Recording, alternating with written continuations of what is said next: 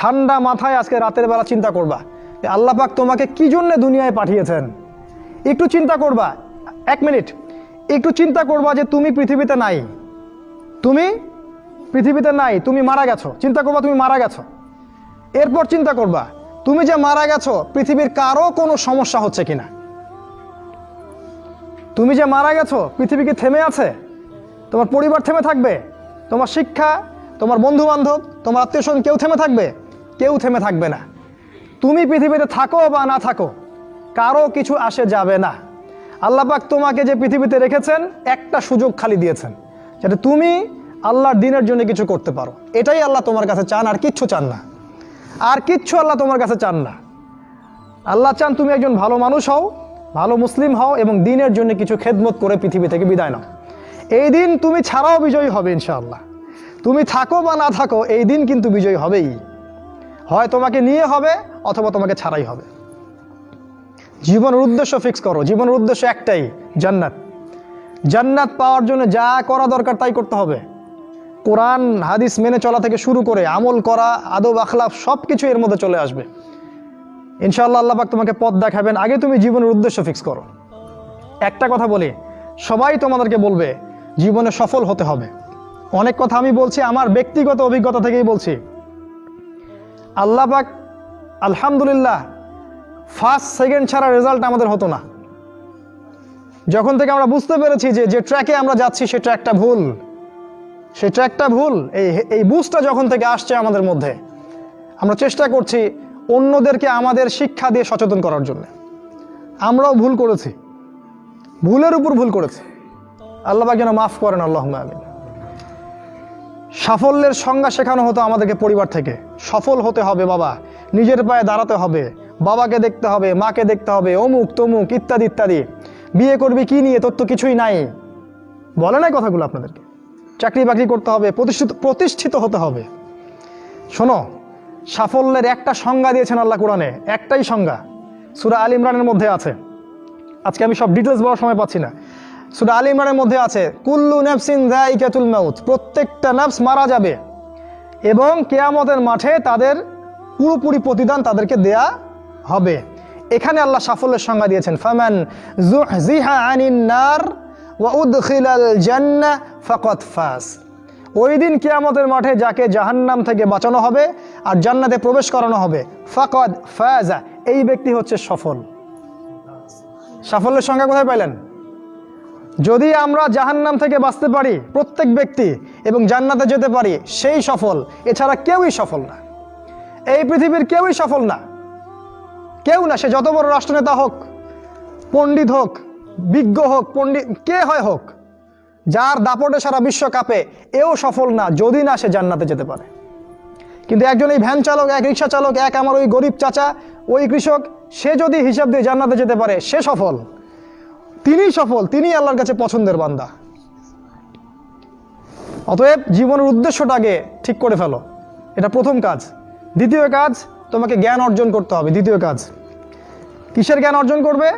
যে জ্ঞান তোমাকে আল্লাহর দিকে নিয়ে আসবে সেই জ্ঞান অর্জন করতে হবে। কোন কোন সাবজেক্ট পড়তে হবে তোমাকে? তোমাকে প্রথমত কোরআন পড়তে হবে, তেলাওয়াত করা শিখবে, অর্থ জানবে, আরবি ভাষা শেখার চেষ্টা করো, কোরআনের আদেশ মানো, নিষেধগুলো ছেড়ে দাও এবং কোরআনের দাওয়াত মানুষের কাছে পৌঁছে দাও। কোরআনের দাওয়াত মানুষের কাছে পৌঁছে দাও এবং কোরআনের বিধান বাস্তবায়নের জন্য আল্লাহর পথে চেষ্টা করো। আর কি সাবজেক্ট পড়তে হবে? তোমাকে হাদিস পড়তে হবে, রাসূলের হাদিস, অসংখ্য হাদিস, এগুলো পড়তে হবে তোমাকে। আর কি পড়বে? ইসলামের ইতিহাস তোমাকে পড়তে হবে। ইসলামের ইতিহাস জানবে না তাহলে হীনমন্য জাতি হবে। তুমি জানবেই না তোমার এই বাপ দাদারা ছিল সিংহ পুরুষ, তুমি এটা জানবেই না। তোমার শেকড় যে এত সিংহ পুরুষ দিয়ে ভর্তি, এটা তুমি জানোই না। এজন্য হীনমন্যতায় ভোগো, মনে হয় যে আমাদের কেউ নাই, আমরা এতিম। জি না, আমরা এই বিশ্ব শাসন করেছি 100 বছর আগেও। 100 বছর আগেও এই পুরো বিশ্ব আমাদের হাতে ছিল। এখন যা দেখছো এরকম অতীত এরকম ছিল না।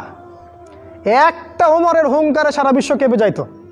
এক আলী রাদিয়াল্লাহু আনহু যদি জিহাদের মাঠে হুঙ্কার দিতেন, সমস্ত কাফের হৃদয় একদম দরদর করে কাঁপতে থাকতো। আমাদের সিংহ পুরুষ বাবারা দাদারা এরকম ছিলেন। আমরা এত হীনমন্য জাতি ছিলাম না। আজকে আমরা আমাদের পরিচয় ভুলে গেছি, পরিচয় ভুলে গেছি। ইতিহাস পড়তে হবে তোমাকে। আর কি পড়তে হবে? ইসলামের অর্থনীতি পড়বে, অর্থনীতি জানো না, তুমি হালাল হারাম বুঝতে পারবে না। ওরা তোমার সাথে প্রতারণা করে এমন হারাম ঢুকিয়ে দিবে তুমি বুঝতেই পারবে না এটা হারাম ছিল। ইকোনমিক্স পড়তে হবে, খুব ইম্পর্টেন্ট সাবজেক্ট এই জামানার জন্য। আর কি পড়তে? পলিটিক্যাল সায়েন্স, এই বিশ্ব রাজনীতি সম্পর্কে পড়াশোনা করবে, এটা গুরুত্বপূর্ণ সাবজেক্ট। এছাড়া জেনারেল লাইনে যে পড়াশোনাগুলো করছো এগুলো ভালো, আমি এগুলো পড়তে নিষেধ করিনি। আমি বলেছি এগুলোর শিকড়টা হবে ইসলামিক। তুমি ডাক্তার হও আর ইঞ্জিনিয়ার হও আর কি হও এটাতে আমাদের কোনো আপত্তি নাই, শিকড়টা হতে হবে ইসলামিক, কোরআন এবং সুন্নাহ ভিত্তিক। আর একটা সাবজেক্ট পড়বে ফিকহ। ফিকহ যদি না পড়ো তাহলে কি হবে জানো? তাহলে নফল মোস্তাহাব আমলগুলো নিয়ে মারামারি কাটাকাটি করে ফরজ ঐক্য নষ্ট করে ফেলবা। এখনকার দেখো না যে অল্প কিছু পড়াশোনা করে 2 পাতা পড়াশোনা করে দায়ী হয়ে গেছে একেবারে। কোরআনটা ঠিক মতো পড়তে পারে না, কোরআনটা রিডিং ঠিক মতো পড়তে পারে না, বড় বড় ফতোয়া দিয়ে বেড়াচ্ছে ওইটা হালাল আর ওইটা হারাম, ওইটা অমুকের এই নাই অমুকের সেই নাই। হচ্ছে না এটা ফিকহ না জানার কারণে হচ্ছে। ফিকহের বুঝ কঠিন বুঝ, গভীর বুঝ।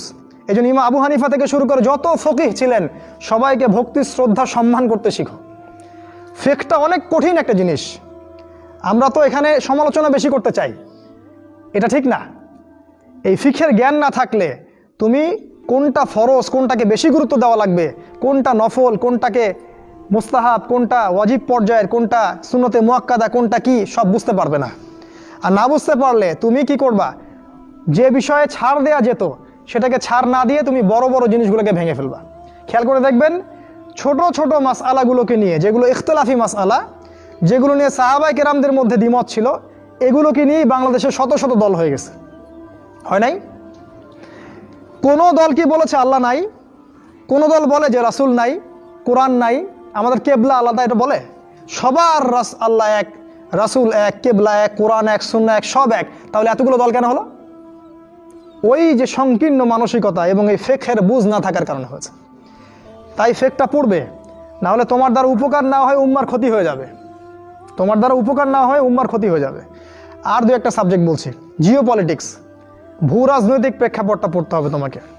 এর সাথে একটা সাবজেক্ট অবশ্যই পড়বে রাসূলুল্লাহ সাল্লাল্লাহু আলাইহি ওয়াসাল্লামের জীবনী। এই কয়েকটা সাবজেক্ট পড়তে পারো, শেষ জামানায় ইনশাআল্লাহ আল্লাহ পাক তোমার হাতে পতাকা দিবেন এবং তুমি আল্লাহর দ্বীনের পতাকা বহন করবে ইনশাআল্লাহ। জ্ঞান নাই, কিচ্ছু করতে পারবে না। যদি তুমি জ্ঞান অর্জন করতে না পারো তুমি বাতিলের মোকাবেলা করতে পারবে না। এখনকার যুদ্ধটা অস্ত্রের যুদ্ধ না, এখনকার যুদ্ধ জ্ঞানের যুদ্ধ। তুমি ওদের সাথে অস্ত্রের যুদ্ধ করে পারবে না, এখনকার যুদ্ধটা জ্ঞানের যুদ্ধ।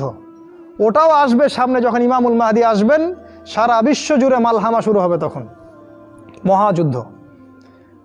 এই ফিজিক্যাল স্ট্রেংথ নিয়ে, মেন্টাল স্ট্রেংথ নিয়ে, ইমানের স্ট্রেংথ নিয়ে পারবে না। জ্ঞান অর্জন করো, কারণ রাসূল সাল্লাল্লাহু আলাইহি ওয়াসাল্লামকে প্রথম আল্লাহ আদেশ করেছেন ইকরা, পড়ুন পড়ুন পড়ুন। জ্ঞান নাই, সমাজ সংস্কার করতে পারবে না। এটা 2। 3 নাম্বার হচ্ছে জ্ঞান অনুযায়ী আমল করতে শেখো দ্রুত। যতটুকু জানলা আমল করতে শেখো, আগামীকালের জন্য ফেলে রাখবে না। আজকে যা শিখেছো আজকে আমল করো, রাসূলের সুন্নাহগুলোকে গুরুত্ব দিয়ে করো। যেখানে ইসলাম প্রশস্ততা দিয়েছে সেখানে প্রশস্ততা প্রদর্শন করো, যেখানে প্রশস্ততা নাই সেখানে ওটাই মেনে চলো। ইসলাম একটা প্রশস্ত রিলিজন, এখানে অনেক কিছু প্রশস্ততা আছে, সেই প্রশস্ত ইসলাম ফলো করো, আমলগুলো করো। প্রতিদিন 5 ওয়াক্ত সালাত মসজিদে জামাতের সাথে পড়তে হবে। যখন তুমি রমাজান মাস পাবে সওম রাখতে হবে, জাকাতের সম্পদ আসলে জাকাত দিবে, মানুষের সাথে ভালো আচরণ করতে শিখো, উম্মাহকে ঐক্যবদ্ধ করতে শিখো, কোরআনের জ্ঞান অর্জন করো, সুন্নাহর জ্ঞান অর্জন করো এবং জানা অনুযায়ী আমল করে তুমি তোমার নিজের ভিতরে একটা পরিবর্তন নিয়ে আসো। পবিত্র হওয়ার চেষ্টা করো, সব পাপ থেকে তওবা করে ফিরে আসো। রাসূলের সুন্নাহগুলোকে গুরুত্ব দাও। A to Z, বাথরুমে যাওয়া থেকে শুরু করে তোমার জীবনের প্রতিটা ক্ষেত্রে নবীজির সুন্নাহগুলোকে তোমার উপর বাস্তবায়ন করো। নিজের উপর সুন্নাহ নাই, তুমি সমাজে সুন্নাহ বাস্তবায়ন করতে পারবে না। 3 নাম্বার। 4 নাম্বার, আদর্শ পরিবার গড়ে তোলো। আদর্শ পরিবার গড়ে তোলার জন্য তোমাকে তাড়াতাড়ি বিয়ে করতে হবে। তোমার সামর্থ্য আছে, শারীরিক মানসিক সামর্থ্য আছে, রুজির একটা ব্যবস্থা আছে, বিয়ে করে ফেলো, দেরি করবে না। বিয়ে করে ফেলো, দেরি করবে না। আমি বলছি অবশ্যই অবশ্যই তোমার শারীরিক সামর্থ্য থাকতে হবে, মানসিক সামর্থ্য থাকতে হবে, অর্থনৈতিক সামর্থ্য থাকতে হবে, একটা মেয়ের রেসপন্সিবিলিটি নেওয়ার সামর্থ্য থাকতে হবে। সামর্থ্য হয়ে গেলেই তুমি বিয়ে করে ফেলবে, আর কোনো দিকে দেখার দরকার নাই। এমনকি তোমার যদি একাধিক বিয়ে করার সামর্থ্য থাকে সেটাও তোমাকে করতে হবে। যার একাধিক বিয়ে করার সামর্থ্য আছে সে যদি না করে সেটাই তার জন্য গুনার কাজ। জি, এই কথাগুলো বলার সাহস পায় না অনেকে, এই কথাগুলো বলার সাহস হয় না, আলেমদেরই হয় না। দুইটা বিয়ে করলে মানুষ আবার কি মনে করবে, আমার মনে হয় চরিত্রের সমস্যা ইত্যাদি ইত্যাদি। আরে বোকা, তাহলে কোরআনের মধ্যে 4টা বিয়ের কথা আসলো কেন? আল্লাহ পাক কি এমনি এমনি আয়াত নাজিল করলেন নাকি? আল্লাহ পাক খুব ভালো করেই জানেন ছেলেদের চেয়ে মেয়েদের সংখ্যা বেশি হবে, অনেক ছেলে মারা যাবে, মেয়েরা সমাজে বেঁচে থাকবে। কত অসংখ্য এতিম মেয়ে সমাজে পড়ে আছে, অসংখ্য বিধবা মেয়ে সমাজে পড়ে আছে। ওদের দায়িত্ব নিতে হবে না? কে নিবে ওদের দায়িত্ব? যদি ছেলেরা দায়িত্ব না নেয় কে দায়িত্ব নিবে? ওই মেয়েগুলা কি সমাজের প্রজাপতি হয়ে থাকবে? ওরা কি পতিতালয়ের সম্পত্তি হবে? ওদের অধিকার নাই? এখানে অধিকার দিলে আমরা চরিত্র খারাপ হয়ে যায়। আর এদের সাথে তোমরা সারা দেশে এবং বিশ্বে জেনা করে বেড়াচ্ছ, এগুলাতে চরিত্র খারাপ হয় না। একটা ছেলে বিয়ে করার পরেও 10টা মেয়ের সাথে পরকীয়া করে, এটাতে চরিত্র খারাপ হয় না। কিন্তু যদি আরেকটা বিয়ে করে তখন সমাজের মানুষ তাকে বাঁকা চোখে দেখা শুরু করে। এটা জাহিলিয়াত, এটা পুরো সম্পূর্ণ মক্কার জাহিলিয়াত চলছে। দ্রুত বিয়ে করো, বিয়ে করে আদর্শ পরিবার গঠন করবে। পরিবারটা এত শক্তিশালী হবে যে পরিবারের ভিতর যেন কোনো রকম শিরক, কোনো বেদাত, কোনো কুফর, কোনো হারাম ঢুকতে না পারে। পারবে না ইনশাআল্লাহ? ইনশাআল্লাহ। 5 নাম্বার, তোমার সন্তানদেরকে মানুষ করে যাও। কালকে তুমি থাকবে না, তোমার সন্তানরা বেঁচে থাকবে। এক একটা সন্তান, এই যে বাচ্চাগুলোকে এমনভাবে বড় করতে হবে যাতে এরা আগামী দিনের ওমর হয়, আগামী দিনের হামজা হয়, আগামী দিনের খালিদ বিন ওয়ালিদ রাদিয়াল্লাহু আনহু হতে পারে ইনশাআল্লাহ। নিজে কি করেছি, সারা জীবন বৃথা চলে গেল। নিজের সাথে যা হয়েছে হয়েছে, বাচ্চাদের সাথে আর রিস্ক নেবেন না। বাচ্চাদেরকে ধ্বংস করবেন না আল্লাহর ওয়াস্তে। ওদেরকে আল্লাহর পথে দিয়ে দিন, দিন শেখান, কোরআন শেখান, হাদিস শেখান, ডিনামাইট করে গড়ে তোলেন। 7 নাম্বার, হালাল রিজিক অন্বেষণ করো তোমরা। রিজিকটা যত ছোট পেশা হোক না কেন, যদি হালাল হয় অবশ্যই সেটাই উত্তম। আর যত বড় পেশা হোক না কেন, যদি হারাম হয় সেটা তোমার জন্য জাহান্নামে যাওয়ার কারণ হবে। অনেক বড় পদ আছে কিন্তু সেখানে ঘুষ আছে, সুদ আছে, প্রতারণা আছে, সেখানে যাবে না। আল্লাহর ওয়াস্তে সেখান থেকে দূরে থাকো। আর তুমি যদি কৃষক হয়ে থাকো, তোমার রুজির মধ্যে হালাল থাকে, তুমি কৃষিকাজ করেই সংসার চালাও, কোনো সমস্যা নেই ভাই, কোনো সমস্যা নাই। লজ্জার কিছু নাই, অপমানের কিচ্ছু নাই। তুমি আল্লাহর কাছে প্রিয় বান্দা। আল্লাহ পাক বলেছেন, ইন্নাল্লাহা তাইয়্যিব লা ইকবালু ইল্লা তাইয়্যিব। আল্লাহ পাক পবিত্র, পবিত্র রিজিক ছাড়া তিনি গ্রহণ করেন না। সারা জীবনের ইবাদত কবুল হবে না যদি আপনার রিজিকের মধ্যে হারাম থাকে। কিচ্ছু করার নাই, নবীর কথা পাল্টাতে পারবেন না। সারা জীবন সুদ ঘুষ খেয়ে বছর বছর হজ উমরা করবেন আর হাজি সাহেব লকব লাগাবেন, ওইসব করে লাভ নাই আল্লাহর কাছে, কোনো লাভ নাই। ওইরকম হজ আবু জেহেলও করতো, আবু জেহেল হজ করতো এরকম। ওইসব হজ উমরা আল্লাহ পাকের কাছে দেখায় লাভ নাই। রিজিক হতে হবে পিওর, পরিশুদ্ধ, যেটা খুব ডিফিকাল্ট। এই জন্যে আপনাকে নাসিহা করছি, কৃষিভিত্তিক অর্থনীতির দিকে চলে আসেন। কৃষিভিত্তিক অর্থনীতি, এটা আপনার জন্য ভালো হবে ইনশাআল্লাহ। আর ব্যবসা ভিত্তিক, কটা বললাম? 7, 8, আর 2-3টা বলে শেষ করছি। 8 নাম্বার হচ্ছে শারীরিকভাবে শক্তিশালী থাকতে হবে। এর জন্য আপনাকে নিয়মিত ব্যায়াম করতে হবে, নিয়মিত ফিজিক্যাল এক্সারসাইজ বলেন, জিম বলেন, অন্য যে বিষয়গুলো আছে এগুলো আপনাকে করতে হবে। যে খাবারগুলো আপনি খাবেন, প্রত্যেকটা খাবার বিশুদ্ধ কিনা অবশ্যই পরীক্ষা করে খাবেন। এমন কোনো খাবার খাবেন না যে খাবার প্রস্তুত করেছে ওরা, অর্থাৎ ওরা, বুঝতে পারছেন কারা? কারণ ওদের খাবারের মধ্যে এমন কিছু থাকে যেটা আপনাকে আস্তে আস্তে আস্তে আস্তে ধ্বংস করে দিবে। এত ক্যান্সারের রোগী আগে ছিল, এত ডায়াবেটিসের রোগী আগে ছিল, এই যে প্রেশার, হাবি জাবি, স্ট্রোক, এগুলো আগে ছিল না। এগুলো রোগ আগে ছিল না। বিগত এই 50 বছরে দেখবেন এমন এমন সব রোগ এত বেশি বেশি করে বাসা বেঁধেছে যে আমাদের প্রজন্মের পর প্রজন্ম ধুকে ধুকে মারা যাচ্ছে এখন। অতএব খাবারের ব্যাপারে সচেতন থাকবেন।